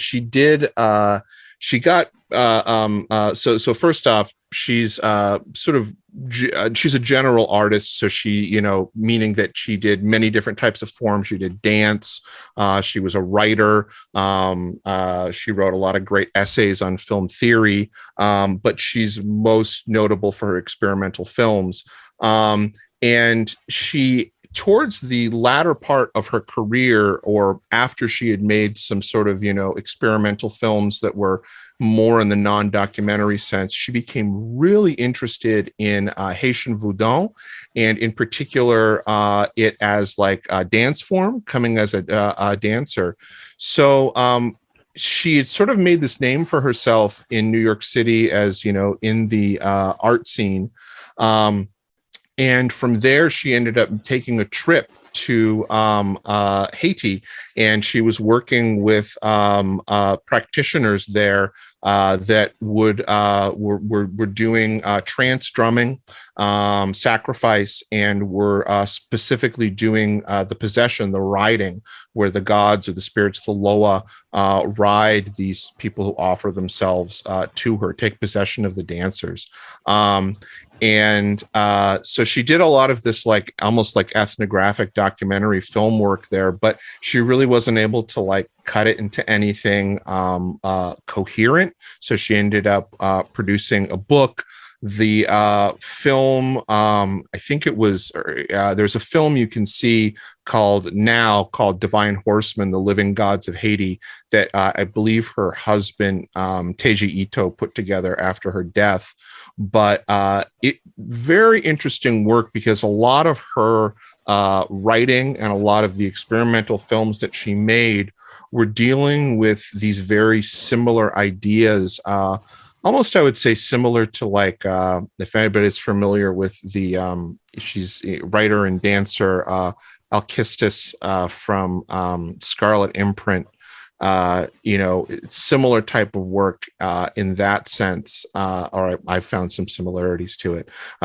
But her sort of the particular types of film, in particular, this film called Meshes of the Afternoon, is one of the most, I'd say, inspirational, surrealist, experimental, avant-garde films that's been made out there. And, it's something that David Lynch and, Jodorowsky and anybody who's been making stuff very much are influenced by. But she's the kind of person that, like, for instance, here's a quote from her that, the way she thought about cinema was as a magical practice. And she said, this is her quote that says, "The pattern created by the film instrument transcends the intentions and the movements of individual performers. And for this reason, I have called it ritual." And so that's the kind of, that sums up in many ways how she approached filmmaking. That's interesting. Like we've talked about before, I know, we've talked about how film is a lot like, Richard Wagner's idea of this like total art of, having music, performance, visual art, stagecraft, all these kind of things all in one. And I think it's really a continuation of that. Absolutely hit it on the nail. She in fact says that in one of her seminal essays, The Creative Use of Reality. She refers to film as being it's like, I want to say, like the synthesis of all the plastic arts. And she says essentially it's the same thing that she's talking about. Yeah. All right, let's move on. Let me see. We should talk about the Wizard of Oz for sure. Baum being a theosophist, which I think I'm discovering everybody at that time period was a theosophist. Yeah. Yeah. A club in every city. Yeah. But that kind of plays into a lot of the modern conspiracy theory stuff too, where I feel like a lot of people, they were a theosophist. Like, so what? Right, like a lot of people were. It wasn't a very exclusive club back then, Right. And Baum was writing about theosophy a little bit and said as much. Like, there's so many people that go to these societies and clubs and all this. It was very, very popular and very much in the zeitgeist. But yeah, he was, and I think also he was a Mason. But Yeah, there's a lot of weird ideas kind of in the Oz, the Wizard of Oz, and throughout the other stories that he wrote. But I think where you have it, they attempted to make it a movie a couple different times before the one that everybody remembers. I think 38 or 39. Has become like one of the most iconic like Hollywood things. It's kind of movie magic, like it had never been done before, and kind of wasn't matched again for the scope of what they accomplished with that movie. I think it just kind of solidifies a place in, the general consciousness of the culture. Some of that stuff is just so iconic, and I think it has a lot to do with magic that was kind of written into it. So yeah. It's interesting too. I mean, I think that like that type of, I was mentioning, I think I said something like this to you and we were chatting about it, AP, but I feel like I find the Wizard of Oz interesting because you're still seeing this idea of the other or the alien that's not based on the sort of Gernsbackian, like hard science fiction, it's like prior to the flying saucer sort of space, like the space, basically the space age idea of otherness and alienness, and the Oz and the alien creatures that exist within there all having this this interesting like kind of quality to them that I feel is almost like a anti-humanoid or anti-anthropomorphic type like starting point, in the same way that if you look at notions of who lived on the moon or Mars prior to the space age, it was like bat people, pigmen, whatever. Yeah, it's like it's the other side. It's like the fantasy world or yeah, it has more to do, I think, with the idea, and again, this is a theme we see come up, all the idea of like fairyland, that, because Wizard of Oz has that kind of feel to it, but not quite, it's somewhere in between. And then ultimately at the end, the revelation of this hoodwink, by the wizard, I think that's pretty. Yeah. I always got this feeling, this sense, and maybe it was from the Wizard of Oz film and not the books, of like there being this, the theme of technology eclipsing magic, yeah, or technology eradicating magic, that I always got that vibe from the Wizard of Oz in some way. So it's interesting, it being, or at least the film that everybody remembers as being the first color film, even though I don't think it wasn't actually. It's become so iconic. What's that? It was the dramatic use of color, I think, that made it so distinguished, because it starts in black and white, and then with the ruby slippers and everything. Yeah, it's again, when I go back to this idea of why things happen the way they are, it seems, almost fated that the Wizard of Oz was like this pivot point, where we were moving from, one fantasy zeitgeist to another. And it beginning, on that, like in that prairie world, that's like still kind of in between the industrial and the old world, all that kind of, I can definitely see that stuff. Mm-hmm.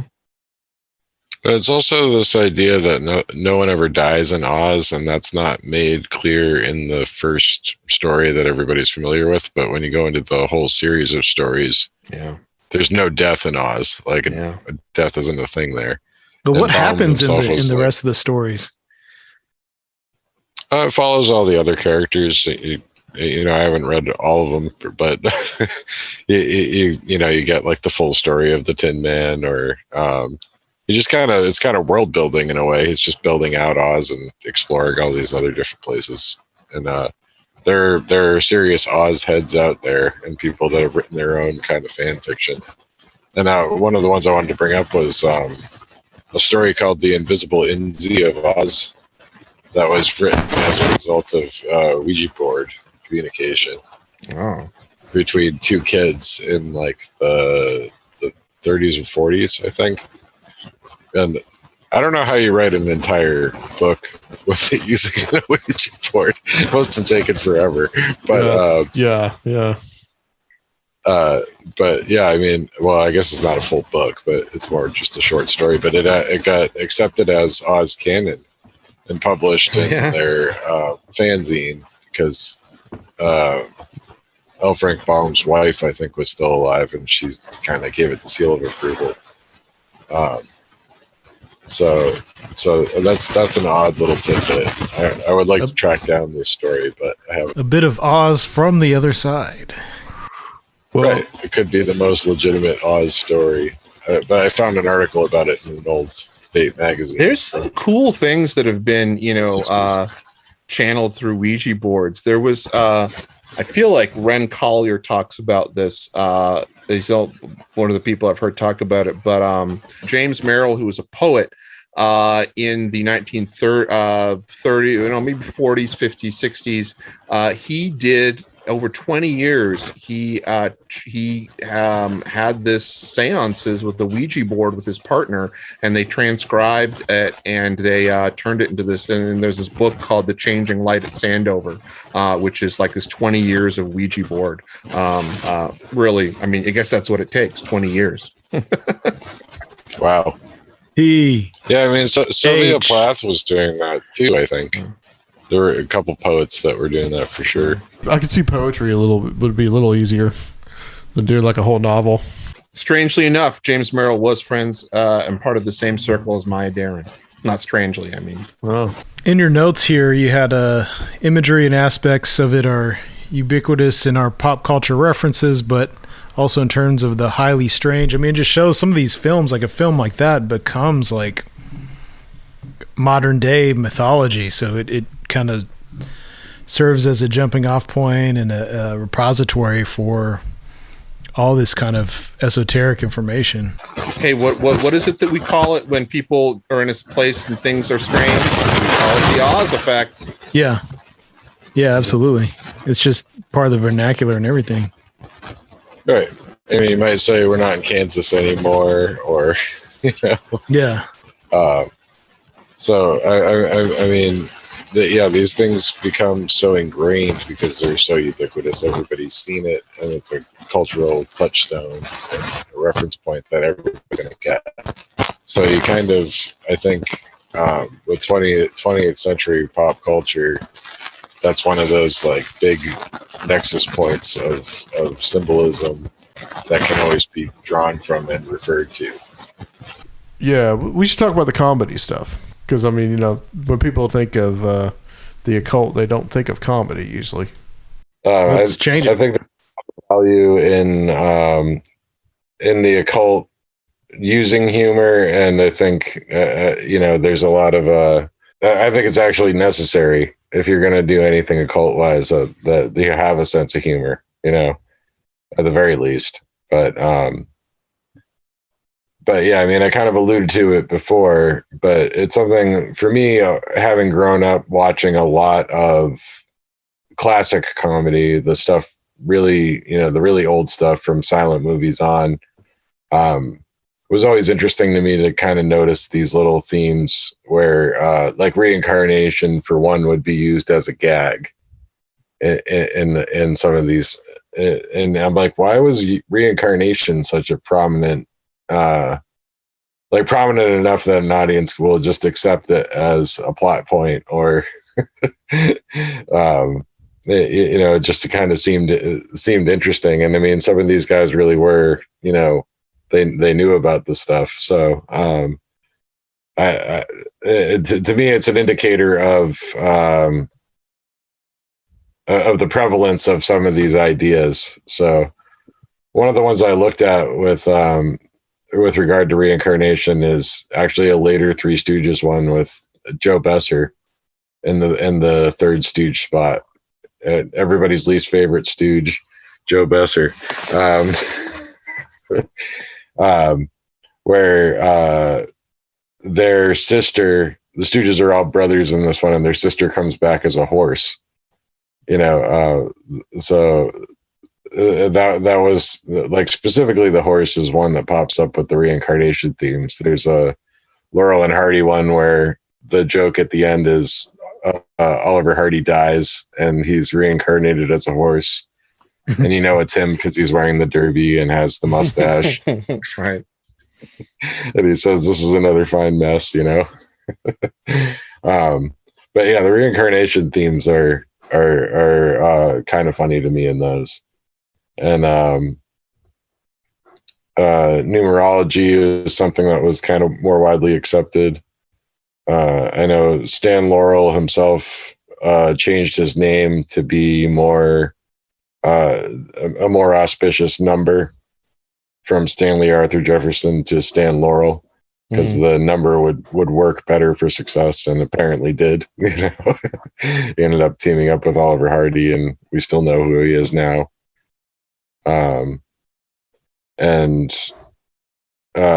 Some of the ideas about the afterlife that are explored beyond reincarnation in some of those old comedy short movies is pretty interesting too. Well, you mentioned also on here the Marx Brothers, the Deputy Seraph. Oh, right. Yeah.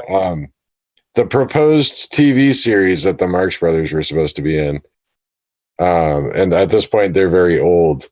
And so as Deputy Seraph as a play on Deputy Sheriff, with Groucho in charge of a couple angels that have to go to Earth and complete some mission every episode.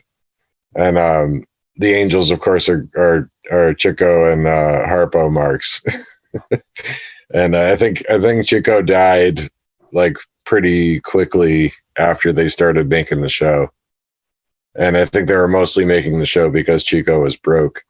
But yeah, he was quite the gambler, and he had a lot of gambling debts that he had to settle.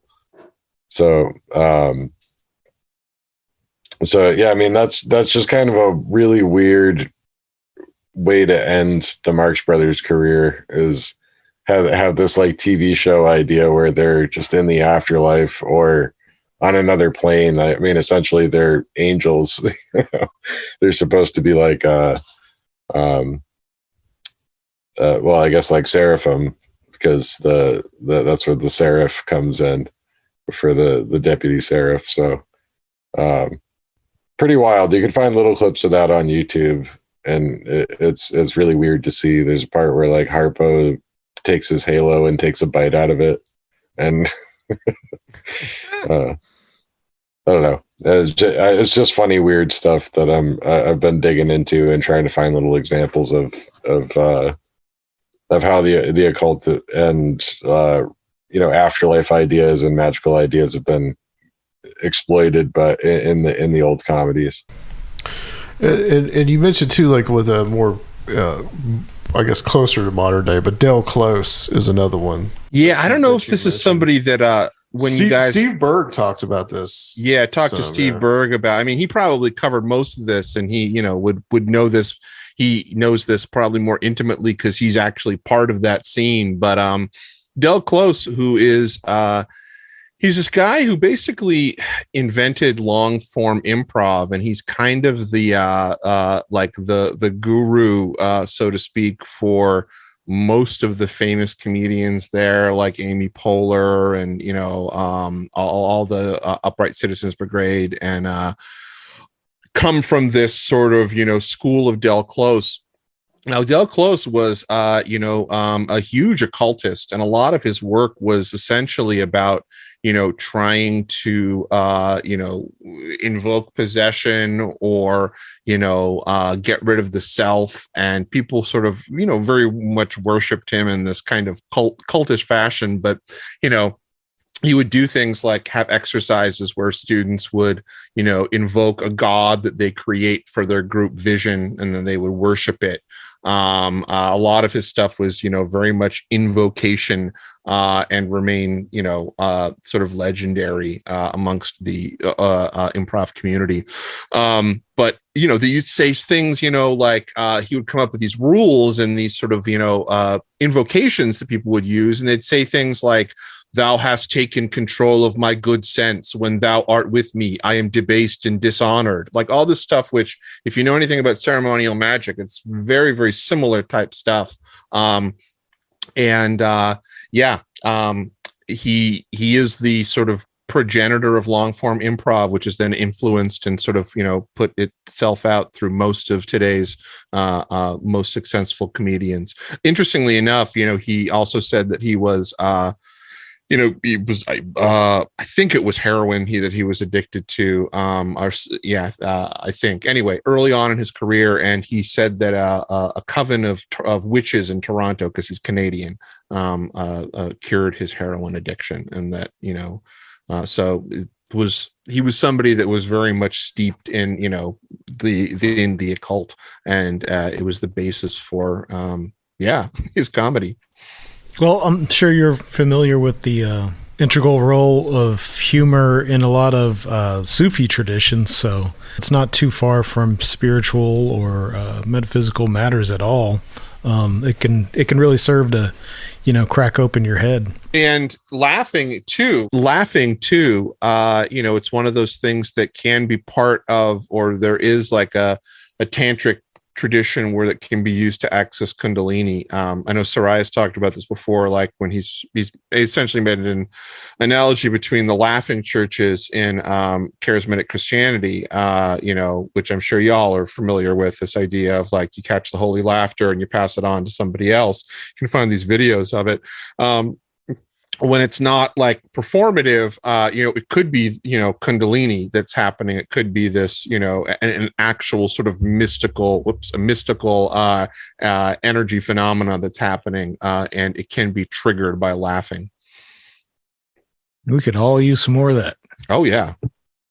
I just take some funny comedy, man. Well, I was going to say that earlier too when we were talking about David Lynch, is that there's like a quirky humor to his movies too, especially in it's one of the best parts. It's upfront about it, and I think that's one of the ingredients in that mix that makes it seem more relatable and legitimate, and makes you engage with it more. Is that every once in a while there's something that you got to laugh at, and then you got to reference it later. Oh, absolutely. Those are the best, some of the best parts. They're the ones that stick with me. He did a comedy series right after Twin Peaks that never made it anywhere. One season called On the Air. Fantastic stuff. It was about like a old style radio, like a radio station back in like the 20s or 30s. Really funny. Mm-hmm. But there is something about that kind of short circuits the logic pathways in your mind, and it kind of circumvents all of that stuff and goes straight into And there's a fine line, I think, between something being sort of funny and unsettling or scary too, which he really rides very well. I mean, clowns, baby. The uncanny factor of can go either way. Yeah. I think that's a good segue to talk about something we haven't talked about yet, and that's horror. Very influential genre. We definitely got to talk about this for our friend David Metcalf, who's been taking a huge dive into understanding horror as essentially our interaction with the other. But it also has a lot of elements of like modernizing folklore that's pretty much ancient, and the fan cultures around it are devotional. So what do you guys think about horror movies as it relates to the esoteric and these things we're talking about? Well, I think I'm not sure what David's been, researching, but I can imagine it seems like from what you said that he's looking at it from, like, why are we interested in this? Like, where did the horror movie come from? That kind of thing. Yeah. I mean, I feel like it's sort of an extension, and, why we are interested in the sensational could be a whole other, show, or I guess, maybe even something that'd be too difficult to talk about in a show, but it's the same, same reason why people like to know about murders that were happening in Victorian London. You know, at least for me, I feel that way. That there is something. There is a perverted, or we shouldn't use the word perverted, but there voyeurism, is sort of. Yeah, it's voyeurism, but there's like a taboo. I guess that's one word. You know, I think there's something about taboo voyeurism that really influences people's, you know, love of horror. I think that it's, you know, there's catharsis in there, particularly if you're inundated with violence. There's something cathartic about it. Like, I know, at least for me as a kid, I was absolutely terrified of any horror film. Like, when I was a little kid, I couldn't watch it. Like, even, you know, old Lon Chaney Wolfman scared me. Right. But it wasn't just that I was afraid of it. I was afraid of the idea of it. And there was something about the other that really scared me, and seeing it like in the flesh depicted in you know, in film. And then when I was like, I don't know, probably 8 or 9, I started getting interested in horror films, and I started like reading Fangoria magazine, which showed you how really it was made. I was one of those kids for sure. And I started doing like special effects and homemade special effects and stuff. And how'd you make your blood?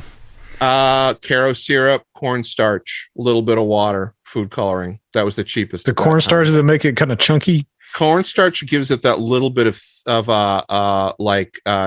not translucent, but opaqueness that blood has. Oh, okay. So it's not as like it's not as translucent. Yeah. I had it all down. And for me, at least, that was it got rid of my anxiety and my fear. And I had a lot of anxiety and fear as a kid. I mean, I still have anxiety, but it was something that was a big problem when I was a kid. And it worked for me as like a tool with which to work through a lot of my anxieties. And I think he's been talking about that a lot, and like processing. A lot of people, like it for, they seem to be processing trauma with the aid of this stuff. And, just, the proximity to death, themes of death, either, monsters that are undead or just even slasher flicks and, stuff like that really connects it to death. And that's the ultimate fear of most people. Yeah. And in many ways, it's this kind of like memento mori, this as, memento mori, or in Arcadia Ego, there's these sort of old artistic motifs that were about reminding you that, we all die, or at least, engaging with that fascination of death. And I definitely think that, horror movies are like this sort of modern extension of that. And, I think there's also something that is more along the lines of sort of pornographic voyeurism. I think there's some people that are titillated by violence. Yeah. Straight up are, and maybe it's good that they have that as sort of a way to work it out. I'm not. So. AP, what are your thoughts on the horror genre as it relates to some of the stuff we're talking about? I'm particularly fascinated, especially in the vein of the pop culture archetypes that I was talking about with the old Universal horror movies and the monsters there. And I know Metcalf has talked about that a bit too. Interesting that the guy that was writing the screenplays for Frankenstein and Dracula was, hanging out with gurus and going back and forth to India. Yeah, right. It is. But there was kind of a lot of that stuff. I mean, like Manly Palmer Hall was like friends with Bela Lugosi. Oh, yeah. Actually hypnotized him for like a scene in a movie. Yeah. And that became like this big thing in a rumor mill where people thought he was hypnotized while he was playing Dracula. Yeah. But it was actually a different movie. But I mean, Lugosi's a super interesting character. And pretty much everybody with those movies were.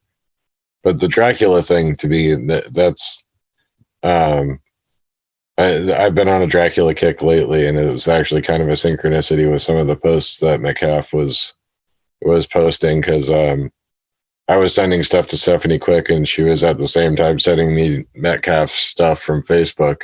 And it was like kind of the same stuff about Dracula, So I came across a really interesting story from a very wacky book called The Man Who Exorcised the Bermuda Triangle.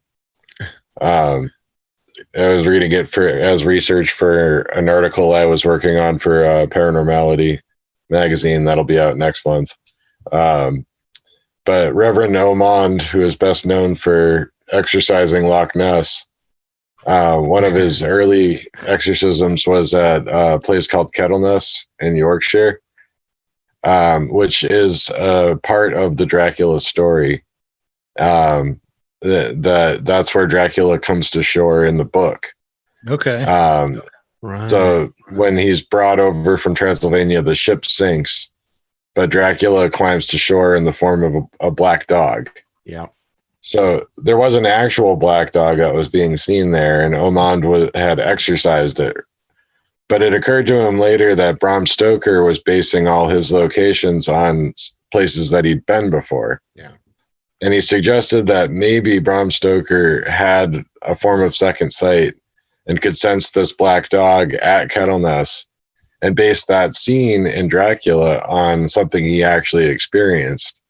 And further, that whatever entity that was implanted itself in Stoker's mind specifically so he would write him as a fictional character and amplify his existence through the fictional character that was going to be immortal and live forever. Yes. Which, I mean, that's all very convoluted, but it makes perfect sense to me. I love it. I'm just like, I this totally is love awesome. It's like, that's the real Dracula, baby. Yeah. It's just this amorphous black dog in Yorkshire, you know? Who knows? Right? I love it. Or that is Dracula and he's, secretly behind the scenes because of course he can cloud our minds and make us forget doing all these things. Right. Yeah, I mean, the form is really not even that important, but it's almost like he has slipped into Stoker's brain in the form of inspiration and just like hung out there until Stoker sat down and wrote Dracula. That picture that you posted, I was scrolling through to find it, of the guy with the sword. Is that at Loch Ness? That's a picture. That was Doc Shields. Is that him? That's a different guy. Oh, okay, yeah. All right. He was the guy that conjured Nessie. Oh, so you needed somebody else to exorcise Nessie. But that's a pretty epic picture. I got to tell you. Doc Shields called her up. Yeah. That's a pretty epic picture. I love that picture. That's from a YouTube video. If you look on YouTube for Doc Shields, it's like Shields but with no D. It'll pop up. It's like a 14 times TV, I think. Like a little segment they did with him. So wow. He's got a pair of sky-clad witches so that he can summon Caesar. Sky-clad. I shared that because I recently came into possession of a sword, and now I know like what I need to do. Yeah. Yeah. Of course. There you go. Exercise Quabbin Reservoir. No, conjure a sea serpent. That's what I need conjure a sea serpent. Sorry. Yeah. Now, so I need to conjure a sea serpent. Are there any lakes next to you that you can go to do that? But Chris was saying the Quabbin Reservoir. I could do that. Yeah. There are probably cooler bodies of water in Mass. Lake Champlain already has one, so you got to find a place that doesn't have a lake monster. There is Webster Lake in Massachusetts, on the Massachusetts Connecticut border. That place is pretty weird. There's been go to Hockomock Swamp coming out of the water there. So, well, you should write a fictional story about it and see if some kind of form comes through. Maybe I wanted to. will. Yeah, I recently went to. We've got this little like horror theater / tattoo shop around here called Lone Wolf, and I don't know how they managed it. I guess like it was just a serious commercial retail slump a long time ago, or this tattoo shop is just so banging that it subsidizes it. But it's like really nice and big, and it's like it just struck me how much like a temple it is to these characters, and I think the horror folks are just some of the most devotional fan groups. I mean, And maybe, I don't know, maybe the anime people got them beat now, but they were like the originals, I feel like, as far as things derived from movies. And it was just like a temple in there, everywhere. They had all the posters, tons of autographs and sculptures of every monster and horror character. And I was just like, wow, this is really like a mythology, Yeah, absolutely. Yep. No, all of Think those. of how many wax museums there are too. Like, there's the whole funhouse element where it's an immersive experience. It's pretty great. It's a big stuff. part of people's lifestyles. Yeah, I mean, I'm definitely one of them. I got plenty of horror stuff around here. So. Oh, do you guys have any particular favorites in the horror genre? Oh, for me, it was always Dracula. I was always I was fascinated. I mean, beyond the sort of fear, or after the fear came the fascination. So, at first it was Dracula, but then very quickly, I was a child of the '80s, so I very quickly switched over to Freddy Krueger. And I mean, I still find that first Nightmare on Elm Street, even though I don't think that, Wes Craven is an occultist in any way, shape, or form, he was able to get something that, even though it's a little corny now, it has a little bit of that kind of edge and quality that I think makes it like truly scary. Same way that like Texas Chainsaw Massacre is like in some ways truly scary. Yeah. Kind of because part of it's sucky, Yeah. Yeah. Well, Texas Chainsaw Massacre has that feeling of like, you're watching a snuff film. So right. You're watching a snuff film. Yeah. It's strategically without the blood, though. They don't show you the blood part. Yeah. Right. No, I was obsessed with Bela Lugosi and general like the Universal monsters and all sorts of old monsters, but in particular Dracula and Bela Lugosi. Yeah. Well, yeah, me too. Now that we mention it, though, the Bride of Frankenstein has some real occult elements going on in it. Because you have Dr. Septimus Pretorius as a character there. Mm-hmm. Played by Ernest Thesiger, and he's basically doing like Paracelsian homunculi manifestation. Like he's got these little tiny people in jars that he created in the lab. Yeah. Just like, you used the Paracelsus homunculus formula there, didn't you? Yeah. Excellent. Yeah. That's basically what that is, It totally is. The favorites, I mean, Bride of Frankenstein is definitely up there. Bride of Frankenstein, Bride of Frankenstein. I prefer Bride of Frankenstein to Frankenstein. Honestly, I find something better. Yeah. You get a lot of pathos for the monster with like making friends with the blind man, and then being like ripped away from the blind man, and his house is burned down. Jerk villagers. Yeah. And those Universal movies are really great. Both Bride of Frankenstein and Invisible Man are kind of the ones that I'm tied on for those. I mean, as far as other horror movies go, I'm a big fan of like 1950s, the more cheesy kind of sci-fi horror, like The Blob. The Blob is definitely up there. Them with the giant ants. Yeah, I love that. I love the corny stuff that like Roger Corman or William Castle would do. So pretty much any of that stuff. And then I don't know. I really enjoyed like The Shining, Poltergeist. Yeah. And I like the goofier comedy stuff like Evil Dead or Evil Dead 2 rather. And Bubba Hotep. Yeah. Bubba Hotep's one of my all-time favorites.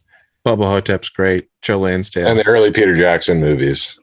The Frighteners is I watched that, which is one of the later Peter Jackson, but it's the last one that he made that is like a ghost film. I dug it. Yeah, it's been a while. Yeah, good. One of the last ones he made that was good. Yeah. I'm trying to think of stuff that like, maybe I'm not as big a fan of. I mean, it's tough. Like some of the, the misery, rape, revenge slasher stuff, like Craven got started with late 70s. There's something that is important about it, but I never could bring myself. I'm not a big fan of watching it, like Last House on the Left, that kind of stuff. Though I think, a lot of those early slasher films are, interesting. The ones like Savini was, involved with early on. Yeah, like those are cool. The 80s sort of the superheroization of movie monsters, or at least the 80s movie monsters, was kind of an interesting thing. But I always got scared more, or was more affected by horror movies that were supernatural. Not that there are many that are really good, but I really like if you can find a good supernatural horror film. Oh, I'm so happy about that. Because you can't just outrun that stuff. The original The Haunting. The original The Haunting. Yeah. What do you guys think about folk horror and like some of the UK stuff and this, these movies that center around there being these dormant or hidden pagan traditions that continue on, and then your protagonist gets caught up in that. Yeah. I was a Wicker Man fan way back, the original one. That's experiencing a revival. That's folk horror stuff now. It really is. Yeah. Right. There was a great one recently. Oh, I'm totally forgetting the name of it. It's got the woman Noomi Rapace who played the original girl with the dragon tattoo. God, what was the name of it? It's about a witch. Name's completely escaping me. I'll look it up while we're talking about stuff. But yeah, in terms of like recent folk horror, I wasn't as huge a fan of Midsommar. One that I did like recently was called The Ritual, which I don't know if anybody ever saw, but it's like Swedish. It's essentially they encounter a Jotun, but it's interesting. It's like three guys, four guys, a group of guys, I think it's 4 or 5, in the woods for, camping trip. Yeah. Weird stuff that they find. Yeah. It's good. Pretty good. I'm trying to think of any other. I don't know, AP, you got any? Well, you're talking about British movies, Night of the Demon. Oh yeah. Yeah. I saw that not too long ago. That movie is so cool. Yeah. And that's got some like legit occult stuff going on in it. Just it ties into that. Of course, there's like The Devil Rides Out, and Dennis Wheatley was like a big through line with the British horror stuff. Yeah. Directly connected to the occult. And because he knew both Montague Summers and Aleister Crowley, I think Wheatley did. And he's a very problematic writer in a lot of ways too. But he did a lot to introduce a lot of these occult concepts in the movies in the 60s in a way that hadn't really been done before, based on his stories and his own personal experiences with the occult. I'll mention for horror movies, one of my favorites. I mean, some of the stuff like The Exorcist, I think, is a great movie, great film in and of itself, But, really both films, the original 1920s one, Nosferatu, but I'm thinking of the Werner Herzog version, which I think is just as much a classic as the original. Herzog Nosferatu is great, and the original's great. Yeah, both really good to mention. Yeah. What about Shadow of the Vampire? Love that. Yes. He actually did another really cool, it's one of the only experimental horror films that exists out there. It's called Begotten. And it's, that one's really disturbing. Super disturbing.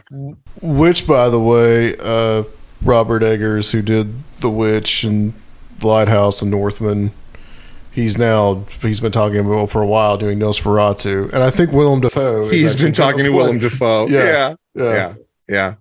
The name of that film I was talking about is You Won't Be Alone, is what it's called. And it's really good. I'd check it out. It's from 2022. God, there's so many. I mean, like Exorcist. I'm trying to think. There's some other great ones. The Thing, the Carpenter's The Thing is a great horror film. As I love the original, Halloween, I think is superb. Haunting of Hill House, the original one, is a great one. Those are the only movies too that I feel like are seasonal. There's really nothing like when the fall's coming and October's coming and you throw on Halloween on a windy night. Hey man, honorable mention to Halloween 3. I don't think it gets enough credit. Halloween 3 is good. Season of the Witch, yeah, very good. Those masks are great. Somewhat of a thing about that was it was a story based on Nigel Neal wrote the story for that, and he was the guy behind like Catermass, the old Catermass in the Pit, yeah, right, which always touched on some UFO adjacent or Hollow Earth adjacent, or magical weird themes,